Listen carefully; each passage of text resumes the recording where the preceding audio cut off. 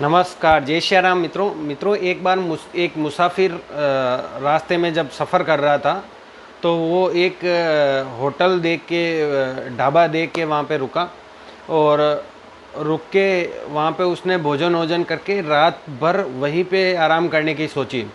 तो वहाँ पे एक ढाबे पे एक बूढ़ी औरत उसको चलाती थी।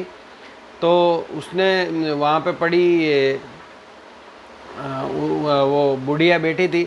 तो उस बूढ़ी औरत से उसने पूछा कि क्या मैं यहाँ पे रात भर आराम कर सकता हूँ। तो उसने कहा जी हाँ कर सकते हैं।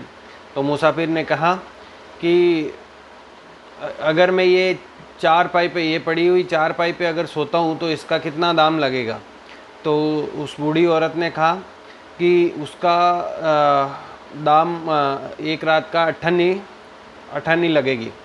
तो उसने कहा कि यदि मैं ये नीचे ज़मीन पर अगर चद्दर बिछा कर यहाँ सो जाता हूँ तो इसका कितना दाम लगेगा।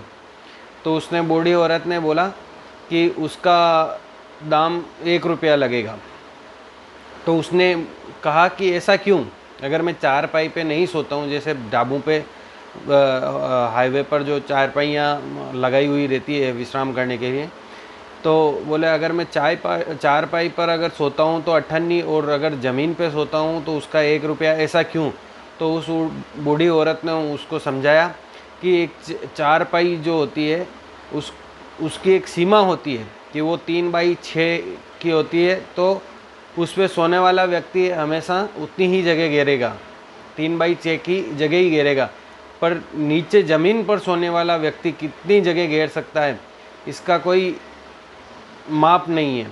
तो इसके लिए उसका पैसा ज़्यादा है।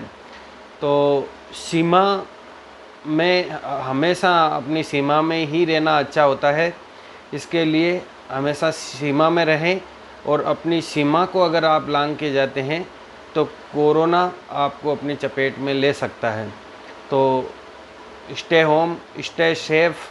और ये कहानी कहने का मतलब यही है कि यदि आप अपनी हद में हैं, सीमा में हैं, तो आप सुरक्षित हैं, अन्यथा आप सुरक्षित बिल्कुल भी नहीं।